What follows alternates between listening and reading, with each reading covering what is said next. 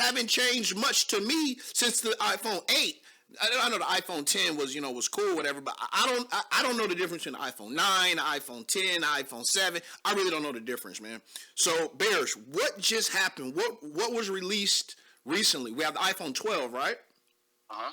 What about this thing? What do you think? First of all, give me your your initial impressions, and then what is this phone? What are we talking about? Well, let me react to what you just said about everyone wants the newest iPhone. People always talk about how, it's just a fashion accessory. It's been a fashion accessory since they first released the damn thing. But nowadays, I think that's accelerated because when you take photos and you take selfies, right, in front of a mirror, you want people to see those 3 camera lenses, man. It's a fascinating dichotomy. Yeah, it's a real thing. But going back to the iPhone 12. So I'm a fan of the iPhone 12. I don't think I've been this excited about an iPhone since probably the iPhone 5S. What about the 10? No, not the 10 with the Super AMOLED? No, the 10 was just a Samsung Galaxy with iOS on it, man, and it still is. Yeah. So go ahead. So what about this 12? Well, all right. So there's a couple things that aren't innovative. Obviously, it has 5G. It has 5G capabilities, which is 20 times faster than 4G LTE. For those of you who don't know, it is actually a pretty awesome upgrade from what we've had. More so than what 3G and 4G, or what 4G was to 3G. 5G is literally like leaps and bounds better than LTE. So for those of you who don't have service in certain areas, you're still not going to have service, but it's going to be 20 times faster than what it was previously. Okay, that's number one. Number two, there's a lot of Android phones, man, that currently have 5G. The Note 20, the S20, the S20 Ultra, et cetera, et cetera. Even I think the mid-levels, like the A70 and the A50, are packed with 5G technology. So Apple's not innovating there. But they take what Android does and they make it better. Yes. Look at the widgets on iOS 14, right? So iOS 14 is the latest iOS version, the latest software version on the iPhone, correct? Correct. And it was released recently, is that correct? Yes. Okay, and what about it? They added widgets, they added subfolders, things of that nature. You can actually customize your icons now. You can customize your home screen. Again, it looks like what Android probably should have looked like in maybe 2013. I mean, because at that point, they had advanced so much on these little tchotchke features in their software that you would have assumed 6 years into development, they would have figured it out. But to this day, I feel like Android's widgets are kind of hokey, right? Yeah. Yeah, it's kind of all over the place, especially because Android for most of the part is the Galaxy for the most part, right? Yes. And the Galaxy is kind of wonky. So okay, so what is the iPhone 12? How many phones? Because they're going to release 12 new iPhones? What the fuck is this? Okay, it's 12. No. You have the regular iPhone 12, which is the mid-range. You have the iPhone 12 mini, which is also mid-range, smaller screen, smaller form factor. And then you have the 12 Pro and the 12 Pro Max. So the difference between the mid-range 12 and the mid-range 11 non-Pro models is that the 12 actually uses LED screen. The iPhone 11, which is a cheap-ass phone with all due respect, uses a old LCD technology. That LED screen is worth the money, wouldn't you say? Yeah, well, you've had AMOLED since like 2009. Yeah. Trying to get your eyes, and again, this just trying to get your eyes accustomed to lesser quality screens is just not, it's not going to cut it for me at this point in time. But so you have 4 different models. Okay, obviously they rebuilt the design. It looks more like the 5S. It's actually slightly a bit thinner than the 5S. The thinnest iPhone was the iPhone 6. Okay, and you could see it was a very thin phone. But this one is about, I think, 0.5 millimeters larger than the iPhone 6. It's got a flat screen as opposed to the curved screens they were using with the previous models. It's got a ceramic shield on top of the screen, which, you know what the ceramic shield is, Brett? I want to ask you this. Do you remember there was an Android phone that had the unbreakable screen? Was that a Motorola? Yeah, that was like a Motorola Droid something? Or like an Atrix or something like that. Yeah. I know the Galaxy active models try to be like that. Okay, exactly. The Galaxy active models. You just said it. The S6, S7, S8 active. all have that coating on top of the screen. So it's not that it's better technology. Again, what they did was they took it and they made it more innovative. They made it thinner so that it feels more like glass as opposed to having that rubbery, the old school touch screens. You know what I mean? Like the Palm Pilots from back in the day. So in that regard, it's definitely an upgrade from the 11. And also, it's obviously you have the upgrades in the CPU, the GPU. It doesn't come in 64 gigabyte models anymore. You got 128, 256, and 512. Wow. They come with 6 gigabyte RAM built in. Now, let me put that in perspective for you. My 2016 iMac, has 4 gigs of RAM. Golly. Why do the phones have so much power these days? Like what requires that much power? So somebody could take a video of you taking a video of somebody else quickly. No, I mean, look, come on, man. I think at this point, people are more attached to their phones than they are their spouse. Okay, all right. So help me out. So what is the cheapest, most bottom? So there's 4 iPhones. What is the bottom? We're gonna go bottom up. Bottom up would be the 12 mini. Okay, the 12 mini. And so that's going to go to our prepaid carriers. That's going to go to like the Crickets, the Metro PCSs and stuff. No, I'm not trying to clown. I'm like real shit. Yes. The discount. Okay. Then what's the next model up? Okay, so the next model up would be the regular 12. So that one is going to be called the iPhone 12. Correct. So people out there, if you ask for the iPhone 12, you're asking for the sophomore version. Like, correct. You would want the senior model if you're young, hip, and trendy, of course. Okay. Well, that happened with the 11. People went in there, they bought the 11, and confused it for the 11 Pro, or thought they were buying the 11 Pro. Oh, so the junior and the senior would be the iPhone 12 Pro. Correct. Okay, so now you have that. So that's the junior model. The iPhone 12 Pro is the junior model. Here's the thing: if right now you got an iPhone 11 Pro or even an XS Max or an XS in good condition, it's not broken. Obviously, you don't have battery issues, etc. Then there's no point in upgrading to the regular 12. There isn't. It's kind of a weird. To me, it's kind of a weird phone for them to release. Okay, I see what you're saying. So what you're saying is last year's senior model still shits on today's sophomore model or even junior model. I wouldn't say it shits on it, but it definitely is pretty much on the same playing field.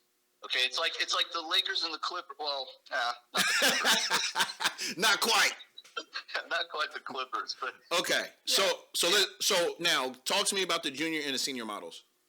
Okay, junior model is basically the smaller version, smaller form factor. I believe it's like a 5.4 inch screen. So it probably 5.4. Wow. Yeah, 5.4. That's small in these days, It is, but some people like that small form factor. I mean, isn't that why Samsung released the Galaxy Fold, right? To make it tiny when it's sitting in your pocket. That's a fact. There's a market for that. Actually, I've been hoping that Apple releases a mini phone for a while because there's a market for that. But I don't understand the purpose of releasing the regular iPhone 12. I think it just confuses people, and they're not releasing it or announcing it as a mid-level device, right? They're selling it as a high-end device at budget cost. Oh, got you. So then what does that make the Pro and the Pro Max? Does that make those like the elite models? Like, see, that's where I get a little bit confused. And the reason why I say it's counterproductive to release the regular 12 is because you're making people believe who have the XS Max and the XS that the 12 is somehow superior to their device. The Pro is superior, absolutely. Wow. But you're going to tell someone on that. So it seems like to me a good thing for Apple to do is every year they continuously stay consistent with these 4 models. So therefore you know where you stand within the models. So if you got the regular iPhone 11, then the regular iPhone 12 would be identical, right? So if you got the iPhone 11 Pro, you should know that the iPhone 12 Pro would be the next gradual upgrade. It seems like to me they should, keep the framework the same going forward. I agree, and they're following the same model that Samsung has used for years. What, put a shitload of phones out there and see what sells? Yeah, and then put a letter after it. S10E. Bro, the dude asked me, he goes, what kind of phone you got? I said, the Galaxy S20 Ultra. He goes, is it the S20 Ultra FE-GE? I said, get the fuck out of here, bro. He said, is it the Galaxy Note 20 Ultra? I'm like, Lord, this shit is confusing, man. And now you got like all sorts of different companies that are partnering with them. So you'll have like the Coca-Cola version, Samsung, real shit, Ultra Pro, real shit. Max. But all right, no, Samsung does it, Google does it with see this is why I love Apple, bro, because again they focus more on the software aspect of it, and this should be a lesson learned to Google. Google gives up on their hardware every year. They stop manufacturing it, they stop releasing it. And I think in the process of that, whether they will or won't admit it, they also stop providing updates for your phone because they consider it basically out of commission at that point, right? And this is every year. They discontinue their phones. Apple, on the other hand, you can be using an iPhone 6 right now, which is almost 7 years old, and you're still getting modern updates. Right. And that iPhone cost you like $1,000, though, Yeah, I hate that. What do you prefer, Brett? Do you prefer the financing or the subsidies? Financing. Huh? Really? Explain to people what what's. Wait, hold on. I just want to finish before we go further. I just want to be clear. So, what about the most senior model iPhone 12, right? So the iPhone 12 Pro Max. What are the specs? Like, what's the price? Like, you know what I mean? What's up with that? Okay, so it starts at, I believe, $1,099 or $1,099 for the 128 gigabyte model. It's 6.7-inch screen. Again, same 5G compatibility. Excuse me. Same size, 7.4 millimeters in terms of thickness. Essentially the same phone as the Pro, except just a bigger form factor. People always assume that.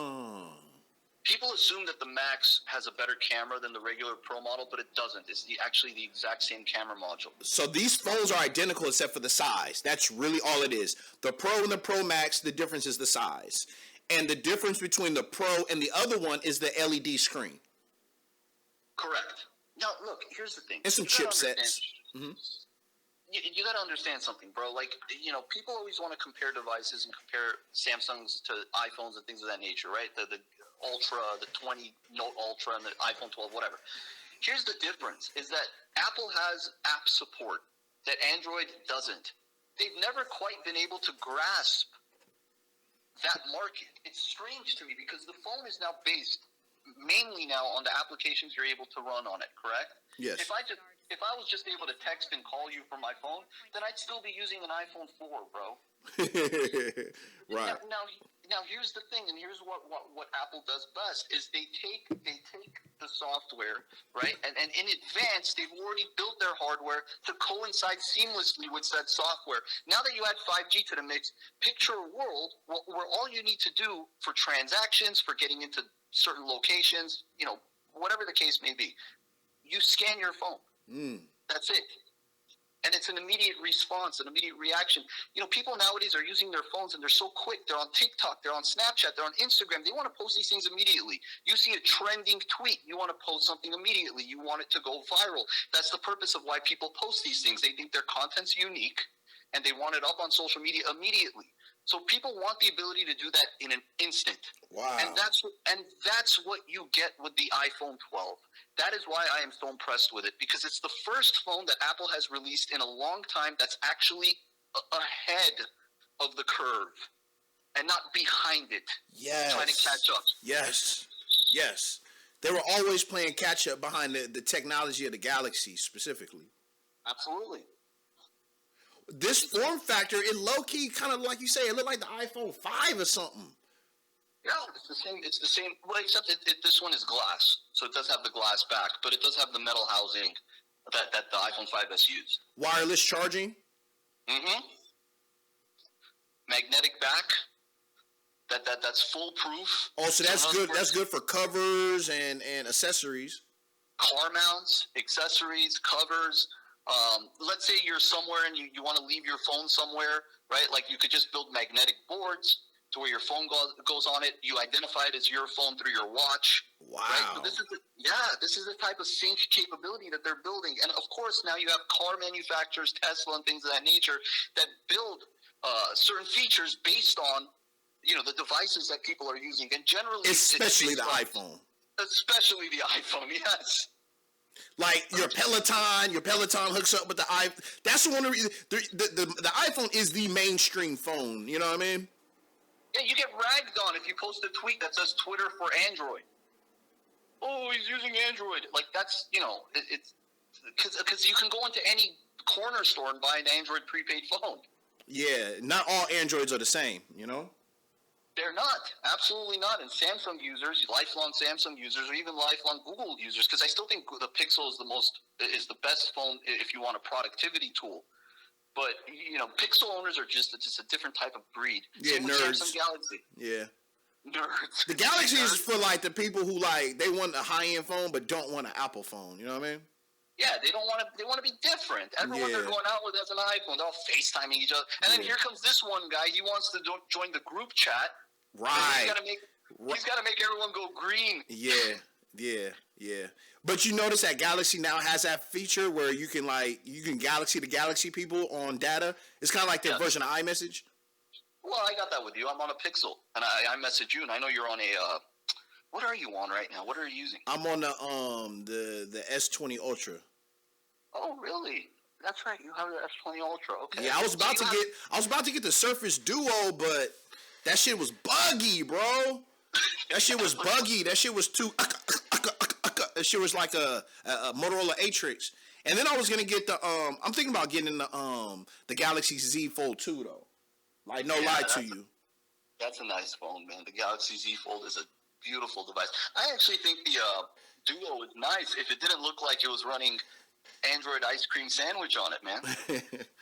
All right, man. I appreciate you calling in and giving us the update on the iPhone 12, man. And then what about the pre-orders? Like, what's up with that? When does it actually release and come out? Okay, oddly enough, Apple had a 5 a.m. pre-order time. 5 a.m. Pacific time. Today? Yeah, which is weird, right? 5 a.m. Wow. Yeah, I actually woke up at 4:50. I was able to order it on the You mean AM? I'm sorry? AM or PM? AM. 5 a.m. But I pre-ordered it so I can get it at launch, which is October 23. But I'm pretty sure if you try to pre-order it right now, right this second, you're going to fall into the November shipping time, unfortunately. Okay. All right, man. And how much did it hit you for? Did you say $1,099? No, it's just $999 for the regular Pro. $1,000. Which one did you get? You got the Pro? The regular Pro, and I got it in the blue color. 120 gigabyte is fine. I don't need a 5. Why you didn't get the Pro Max? The Pro Max is not out yet. The pre-orders for the Pro Max are actually, I believe, sometime in November, the first week of November. Okay. You can't get the Max model yet. You can only get the regular Pro and the regular 12. And then when the Max is released, they're going to release it with the Mini. Hey man, plug your business or your social or something. Sure, Technability Cell Phone Repair. I'm located in Glendale. Here's a tip, actually. If you have a phone, an iPhone 8, 8 Plus, 7, 7 Plus, 6 that you're looking to go trade in, they give you incentive offers on those trade-ins. Usually it's AT&T and Verizon, but T-Mobile bites the bullet at times. In other words, they'll give you up to $600 for trade-in value for your old iPhone 7. And if it's broken, if the screen is broken, it should cost you no more than $50 to get fixed. Okay, you don't need an original screen. They're fine with aftermarket screens as long as it's not broken. So, yeah, anybody who has a phone they need fixed, Technability Cell Phone Repair. I'm in Glendale. I'm open every day, 10 to 6 p.m. All right, man. Appreciate that, brother. All right. Thank you, Brett. All right, peace.